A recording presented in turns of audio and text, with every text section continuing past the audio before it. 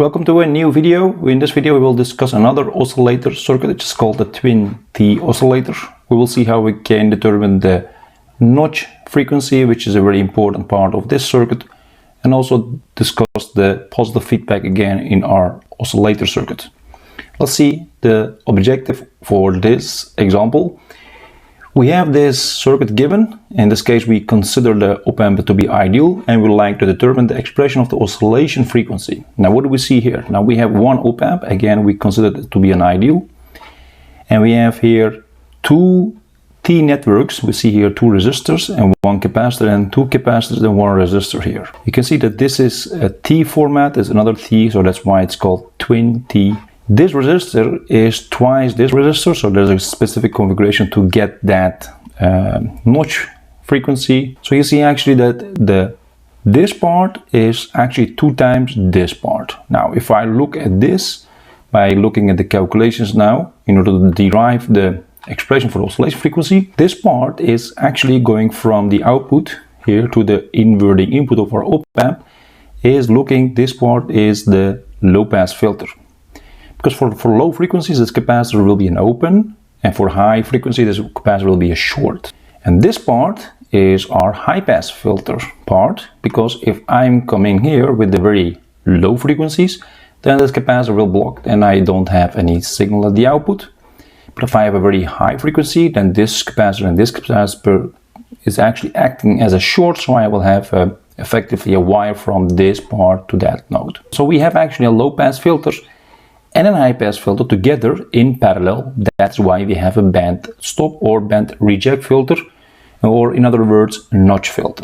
What we also have this feedback circuit is there's also a part which is now the operational amplifier, which is also in the positive feedback in order to create that oscillation. Now let's now discuss this feedback circuit in more detail. So I will only grab this feedback circuit and I will also denote some nodes here, A and B, that can be used later.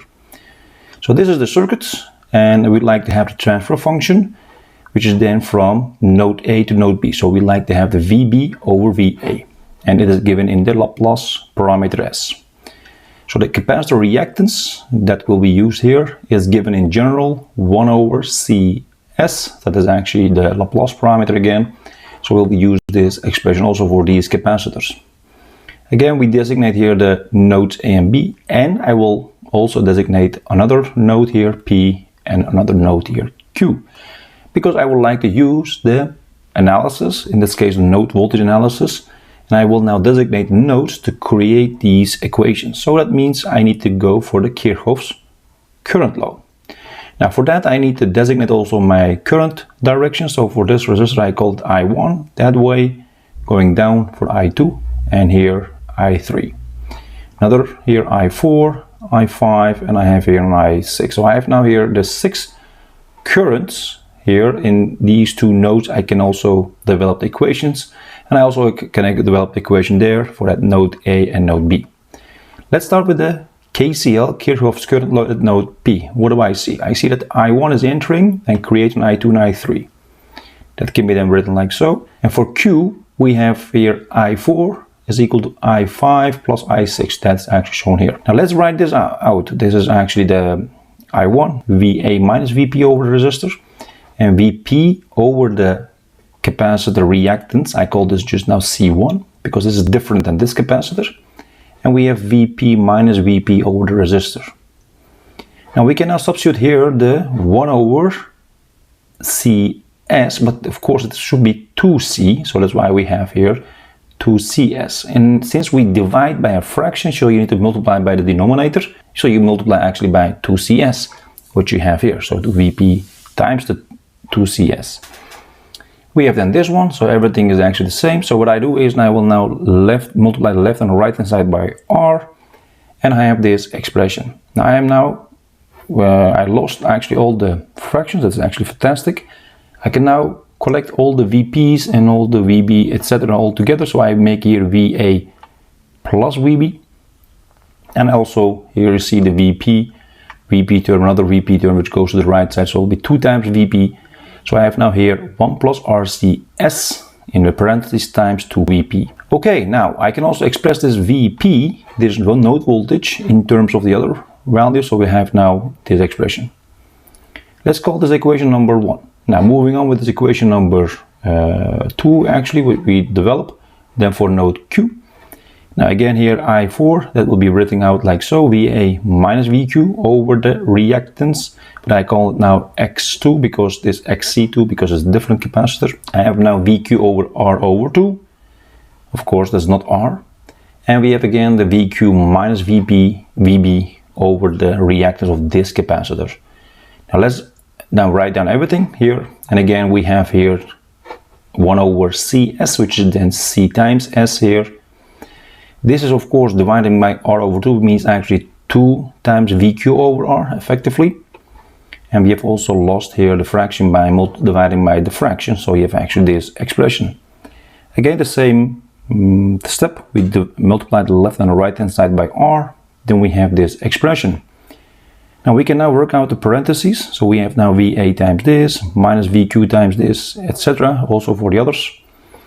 You also see that we have the 2 times VQ and another VQ times RCS, that's actually taking here together, and I have also here this minus VQ RCS is going to the right side, will be actually double this one, so that will also taking in here the parentheses.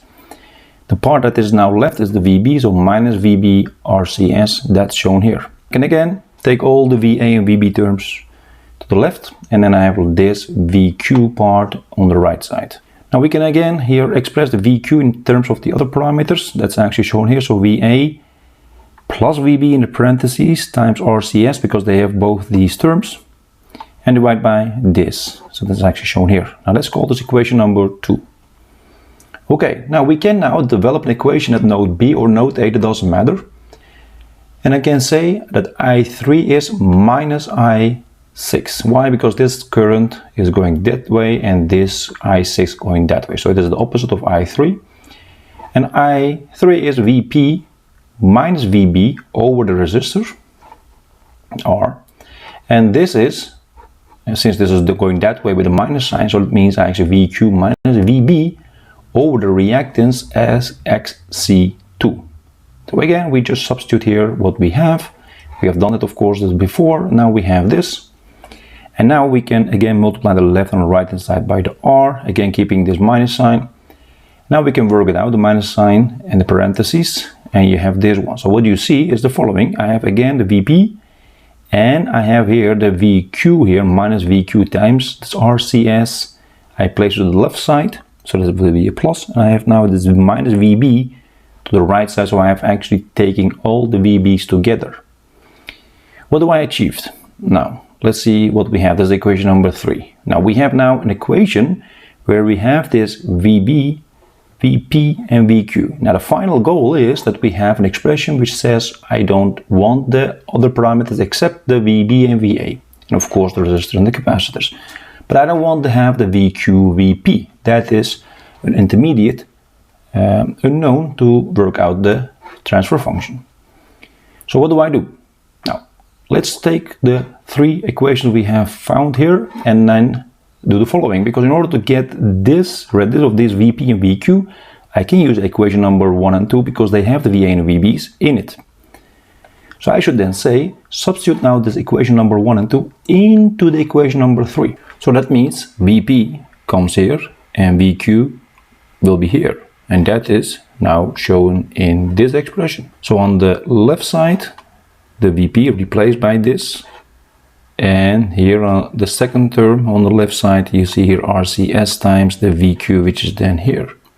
The right side of the equation is the same as we have before. Now we have an expression where you see only VAs, VBs, and of course the resistors and the capacitors.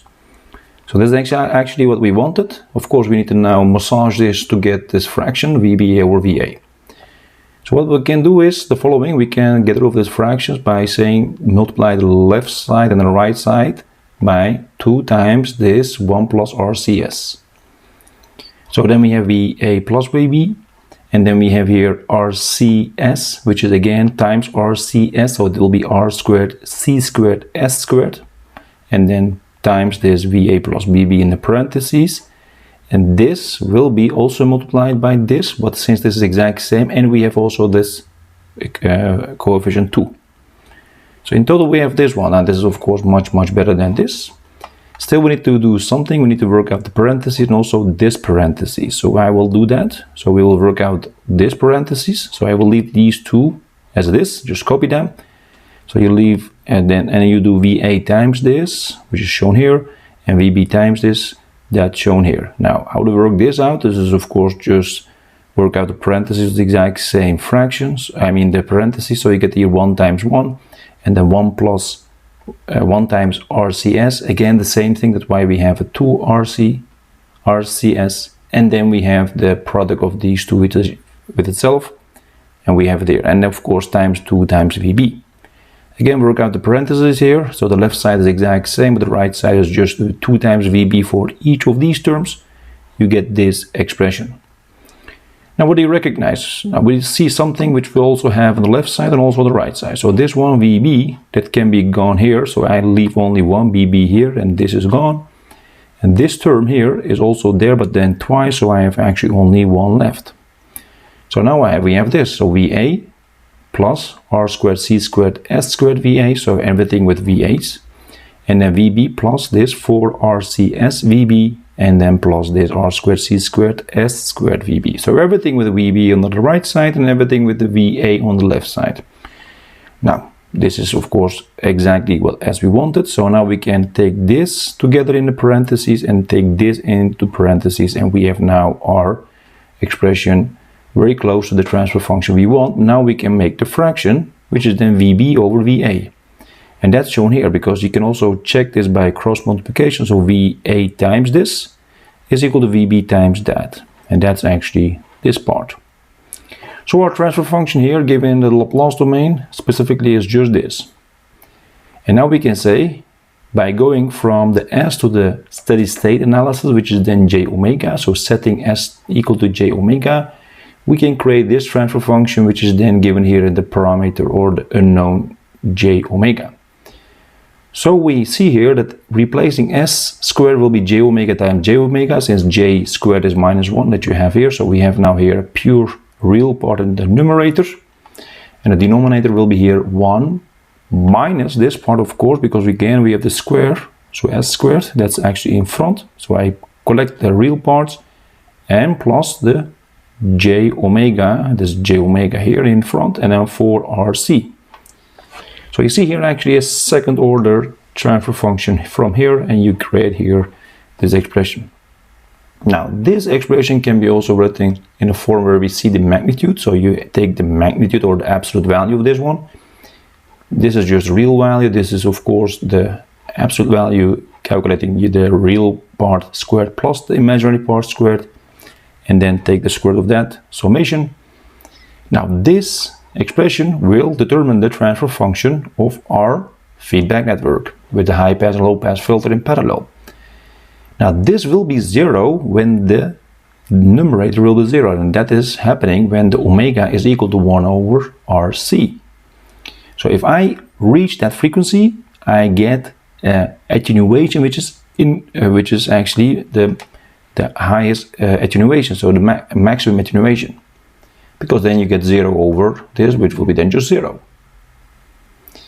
Okay, and that will be also our resonant frequency we will see shortly. Now let's go now to the simulation result for the Bode plot, specifically for the feedback circuit. So in great detail we see that here. So this is the Bode plot for the gain, the blue one, and the pink is for the phase. You see actually it starts at 0 dB 1 and creates this notch, which is also called the notch frequency. And then again for high frequency it goes again to the 0 dB. So for lower frequency and for high frequency there's a transmission of 1, transfer of 1 or 0 dB, and for specific frequency at this one there is an attenuation which is maximum. So this is also called the center frequency, which is then 1591 Hertz. Okay, this of course using these values. So can we calculate that? Yes, we can say that omega center is 1 over RC. The R I have picked here is 100 kilo ohm. So you see that also R and R there. And I have also the C here, which is then 1 nanofarads. So I use that here in my formula. then I get 1 over 10 to the power minus 4, which is then 10 to the power 4 radians per second. I need to go to this F center. So you do omega center over 2 pi, and you get this approximate value, which is then very close to what we have simulated. So this is indeed correct. Okay, now what you also see, as said before, the gain is 0 dB or 1 for DC, so 0 radians per second, or for infinite. And the phase is also 0 for DC and for infinite values for omega. And there is a sharp transition from minus 90 to plus 90 degrees at that notch frequency. That's actually what you see here. Okay, let's now go to the next step, which is now the simulation result, specifically for the part where you want it. But first we need to also discuss this gain part of this op-amp. Now the feedback network, we have seen that is 0, the gain of that becomes 0 at that oscillation frequency, or it's also called a center frequency. So looking at the oscillation conditions we have discussed in the previous examples, like the Barkhausen criterion, and in order to get the loop transfer function 1, we need to make this feedback network gain of 0 again 1. So mathematically you might say then, or the amplifier needs to provide an infinite gain to make this loop gain 1. It looks like 0 times the infinite is 1. That's of course not correct mathematically, but we need to really increase the gain a lot. Now practically the gain of this T network, so twin T network, feedback network, is never exactly 0. It will be very close to 0, so it is really small.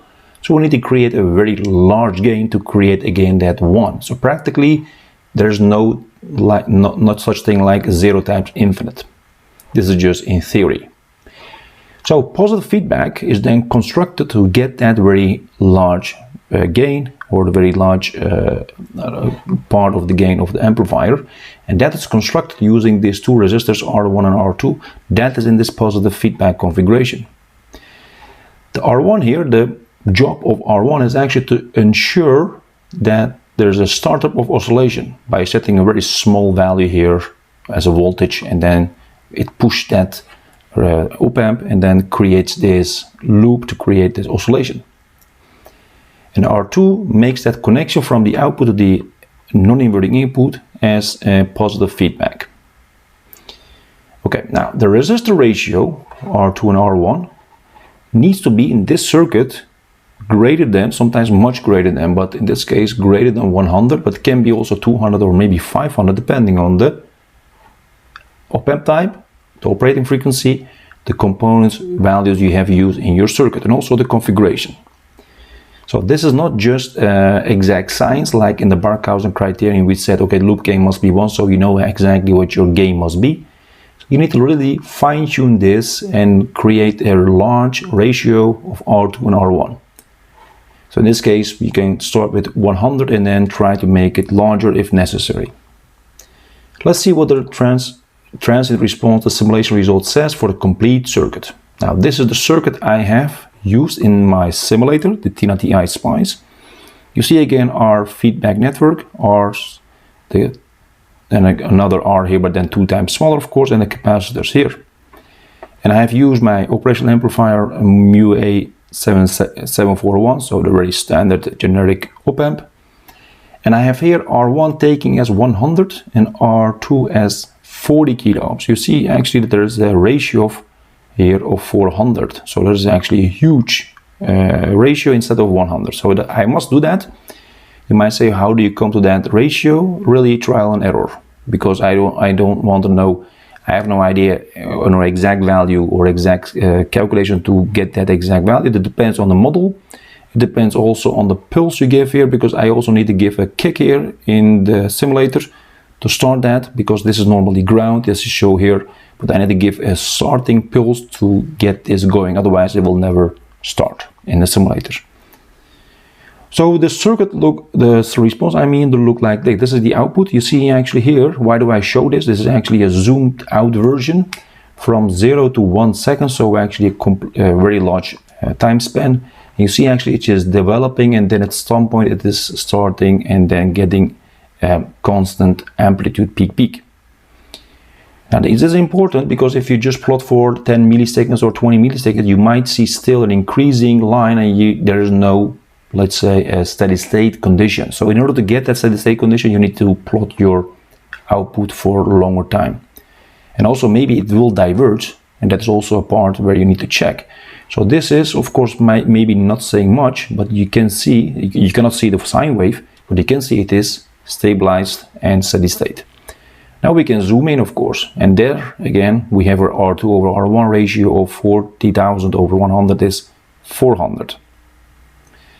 But now I will zoom in that transient response. We just saw that blue blob, let's say, and now you see that zoomed in. I have now also labeled here two values here. Now I had at this time 990.142 milliseconds. I have this voltage. And I go to a later stage and I have exact same value, but now at 999.194 milliseconds. Why do I do that? I would like to know what the period is of this signal. So I have here this situation, I have a span here of a time span of this time minus the first time, which is actually 9.052 milliseconds. But this is not one period, this is actually 14 periods long, because it is 1, 2, 3, 4, 5, 6, 7, 8, 9, 10, 11, 12, 13 and 14. That's done really to get an accurate time for my period. Now I have this value of milliseconds divided by the 14, I have now this much microseconds, so 646.57 microseconds. That is the period I have determined for my simulation. Now I can calculate my oscillation frequency, which is then 1 over this period. And that's shown here, and that will result in 1547 Hertz. And we had calculated using our formula, it was 1592 or 91 Hertz. Now that is really close. It's actually sort of, let's say 44 or 45 Hertz off, so this is pretty fine, and you can say for most practical purposes this is good enough. The important part is the control of these two resistor ratios with this positive feedback is really a trial and error business, so you need to do that in the lab also by that, but start with a very large ratio, depends on configuration. That was our example considering the twin T oscillator circuit. We have determined the oscillation frequency and also calculated that using our formula. And we have picked some values in the circuit to also verify it in the SPICE simulator. If you have any questions, comments, please let me know. I will try to answer them as soon as possible. In order to grow our community and this channel, share and like this video so that we can reach more people for these interesting topics. Thanks for your cooperation and see you next time in another video.